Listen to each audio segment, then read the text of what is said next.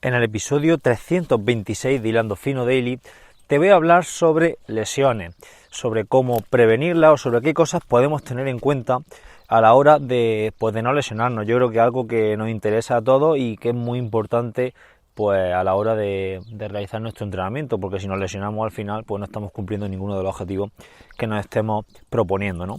Venga, pues vamos al lío.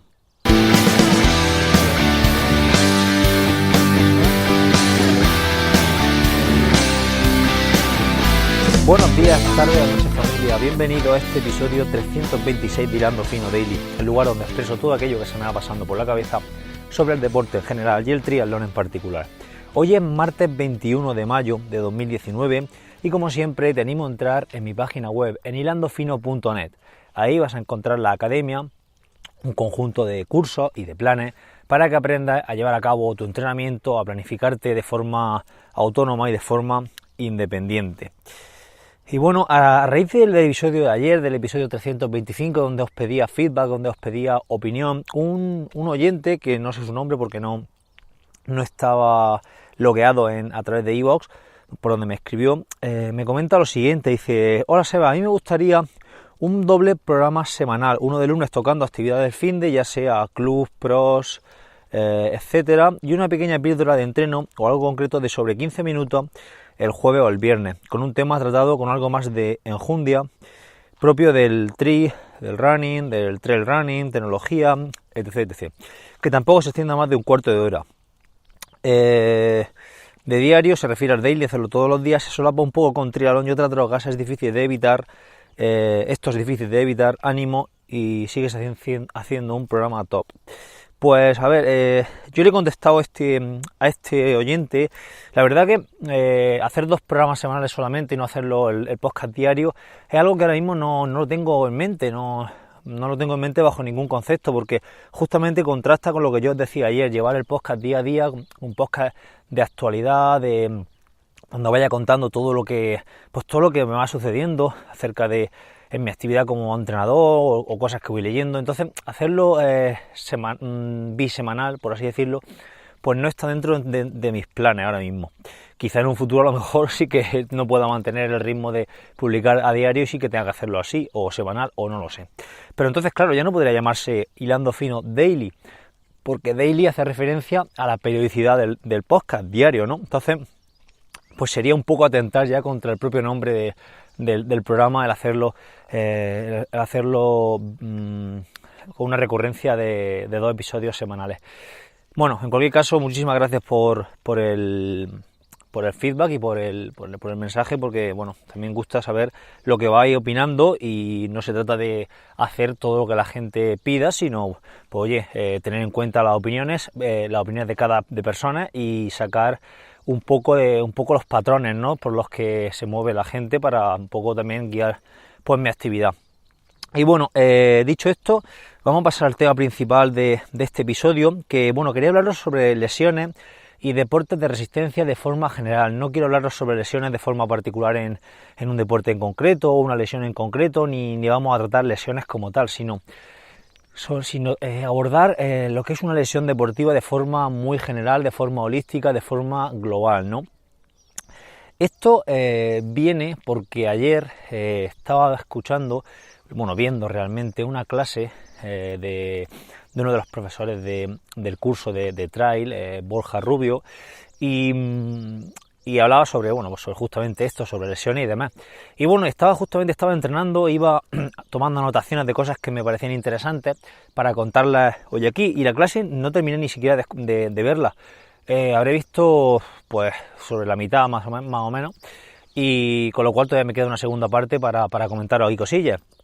Pero bueno, de la primera parte ya en sí he sacado cosas para charlar aquí durante un episodio, así que lo suyo es incluso partirlo, o cuando vea la segunda parte de esa clase, pues venir y contar de nuevo eso, ¿no?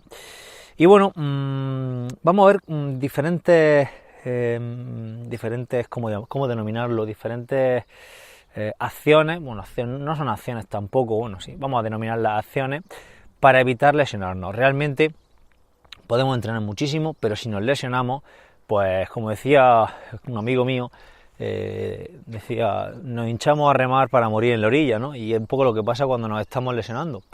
Cuando nos lesionamos, que nos hinchamos a entrenar, hacemos todo el entrenamiento al pelo y luego a última hora entonces nos lesionamos y el objetivo pues no se ha cumplido.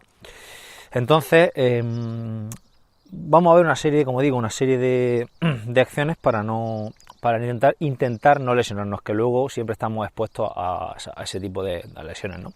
En primer lugar, evaluar, ¿no? Evaluar no nuestra condición física, sino nuestro aparato locomotor, nuestros movimientos, nuestra capacidad funcional, ¿no? Es decir, podemos llevar a cabo una evaluación de diferentes gestos para ver si se muestran diferentes patrones, ¿no? O diferentes, ¿cómo decirlo? Sí, patrones de movimiento erróneos que nos pueden llevar a generar una lesión, ¿no? Por ejemplo, una pronación excesiva, un valgo de rodilla, por ejemplo, una falta de movilidad a nivel de tobillo, una falta de movilidad a nivel de cadera, un acortamiento de los isquiotibiales excesivo. Es decir, evaluar determinadas conductas de nuestro propio organismo para saber qué posibles lesiones podrían desencadenar esas disfuncionalidades, ¿no? Claro, esto es complicado. Esto entrenando, por ejemplo, con deportistas que entrenan a distancia, es muy complicado de llevar a cabo y eso está ahí, es un hándicap del entrenamiento online a distancia que está ahí latente, ¿no? Para ello, pues el deportista debería de visitar a un fisioterapeuta que le comentara los problemas que tiene, pasárselo al entrenador, en definitiva, pues ese tipo de cosas. También se pueden ver simplemente, por ejemplo, haciendo algún ejercicio específico, se pueden sacar esas disfuncionalidades para poder tratarlas. En cualquier caso, evaluar esas disfuncionalidades es un paso importante para evitar lesionarnos. Luego, por otro lado, la falta de planificación en sí, lo comentó Borja también en la propia charla, y bueno, esto es algo que es importante. Yo lo aplico mucho, el hecho de entrenar siempre un poquitín de menos y apretar el gas, sobre todo con determinados deportistas y en situaciones muy puntuales. Yo he tenido deportistas que incluso doblábamos a pie, pero porque sabía, esto nunca se puede saber a ciencia cierta, pero tenía casi la total convicción de que no se iban a lesionar y de que para rendir al máximo habría que meter ese puntito más y doblar a pie, por ejemplo. Hoy día, a lo mejor, si tuviera que coger otra vez a ese mismo deportista bajo esas mismas condiciones, no le metería un doblaje a pie, le metería otro tipo de entrenamiento, a lo mejor pliometría, le metería entrenamiento de fuerza con mayor intensidad, trabajaría de forma a lo mejor polarizada, no sé, haría otro tipo de estrategia en lugar de doblar entrenamiento. Pero bueno, también hay que evolucionar, también lo digo. En cualquier caso, la falta de planificación y llevar una carga excesiva, pues es otro de los motivos que nos llevan a lesionarnos, ¿vale? Más cosas, lesiones previas en cuanto a otros problemas que hayamos tenido, pues van a ser un detonante para lesionarnos posteriormente. Si sabemos que tenemos problemas de rodilla, pues posiblemente nos lesionamos de nuevo de la rodilla con más facilidad, con lo cual tendréis que establecer un plan de prevención, un plan de rehabilitación, un plan de fortalecimiento de esa zona, es decir, tener en cuenta lo que os ha sucedido anteriormente para posteriormente intentar pues no lesionarnos después en ese mismo lugar. Podremos lesionarnos en otro, pero no caer dos veces en la misma piedra, ¿no? Más cosas que tengo por aquí. Ahora tengo dos puntos que van bastante relacionados y con eso voy a terminar el episodio. En primer lugar, la prevención. Como hemos dicho, entrenar online realmente es complicado valorar y prevenir, pero hay una serie de lesiones y como deportistas vosotros también lo podéis consultar. La verdad es que podéis consultar en alguna página a ver dónde estaban este tipo de bases de datos para pasarosla, no he mirado nada, pero seguro que si busquéis por Google vuestro deporte y lesiones relacionadas, vais a encontrar gran cantidad, tampoco nos interesa gran cantidad, nos interesan las 2, 3, 4 lesiones más comunes de vuestro deporte en concreto. Es decir, por ejemplo, se sabe que corriendo a pie, vimos un estudio, una muestra muy grande donde se veían cuáles eran las lesiones principales de los corredores a pie, y no eran otras que la cintilla, el tensor de la fascia lata, inflamación en la cintilla iliotibial, ¿no? Síndrome de la cintilla iliotibial, perdón, y luego la tendinitis rotuliana. Se sabía que eran pues las 2 lesiones más frecuentes. Pues si sabes que esas 2 lesiones son las más frecuentes en corredores, pues llevar a cabo algunos ejercicios preventivos para ese tipo de lesiones, pues no nos va a venir mal. Tampoco se trata de matar moscas a cañonazos, ¿no? Decir, bueno, pues como estas 10 lesiones son las más típicas, voy a trabajar para mejorar o para fortalecer para no tener esas 10 lesiones. Pues realmente esto es muy complicado, esto no se puede llevar a cabo. Pero sí, si sabemos que por ejemplo,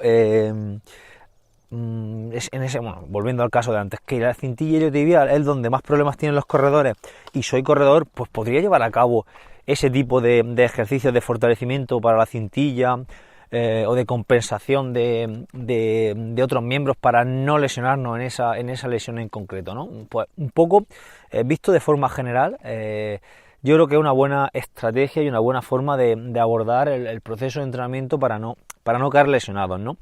Luego también hay, relacionado también con el punto anterior, hay una serie de variables biomecánicas que están relacionadas con lesiones, ¿no? Y también lo podemos tener en cuenta. Por ejemplo, si yo tengo un valgo de rodilla, porque últimamente se habla mucho del valgo de rodilla, ¿no? Llevar la rodilla hundida hacia adentro, de lo que causa ese valgo de rodilla y de los problemas asociados, pues voy a tener en cuenta voy a tener más predisposición para lesionarme de una serie de cosas.